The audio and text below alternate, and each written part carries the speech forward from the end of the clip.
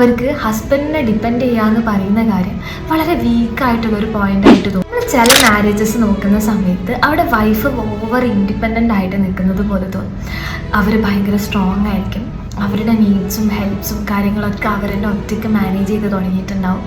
അപ്പോൾ അവർക്ക് ഹസ്ബൻഡിനെ ഡിപ്പെൻഡ് ചെയ്യാന്ന് പറയുന്ന കാര്യം വളരെ വീക്കായിട്ടുള്ളൊരു പോയിൻ്റായിട്ട് തോന്നും. അങ്ങനെ അവരെല്ലാ കാര്യവും പറയും, ഞാൻ നോക്കിക്കോളാം, ഞാൻ മാനേജ് ചെയ്തോളാം എന്ന് പറഞ്ഞിട്ട് എല്ലാ കാര്യത്തിലും അവരെ തന്നെ ഐസൊലേറ്റ് ചെയ്തിട്ട് കീപ്പ് ചെയ്യുന്നുണ്ടാവും. ഇവിടെ വൈഫ് ഒരിക്കലും എനിക്ക് സ്ട്രോങ് ആയിട്ട് നിൽക്കണം എന്നുള്ളത് കൊണ്ടായിരിക്കില്ല, അവർക്ക് പല സിറ്റുവേഷൻസും സർവൈവ് ചെയ്യാൻ വേണ്ടിയിട്ട് അവർ യൂസ് ചെയ്തൊരു പാറ്റേൺ ആയിരിക്കും ഇത്.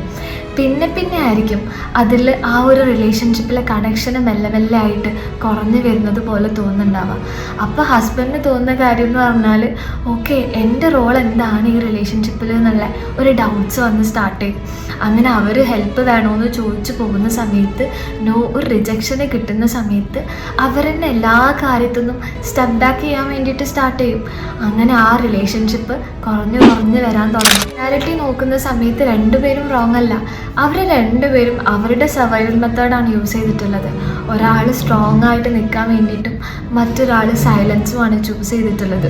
മാരേജിലെ ഇൻഡിപെൻഡൻസിന് അതിൻ്റേതായ ഇമ്പോർട്ടൻസ് ഉണ്ട്, പക്ഷേ ഓവർ ഇൻഡിപെൻഡൻസ് വരുന്ന സമയത്താണ് അവരുടെ ലവ് അവിടെ റീപ്ലേസ് ആയിട്ട് വരുന്നത്. അപ്പോഴാണ് ഡിസ്റ്റൻസ് സ്റ്റാർട്ട് ചെയ്യുന്നത്.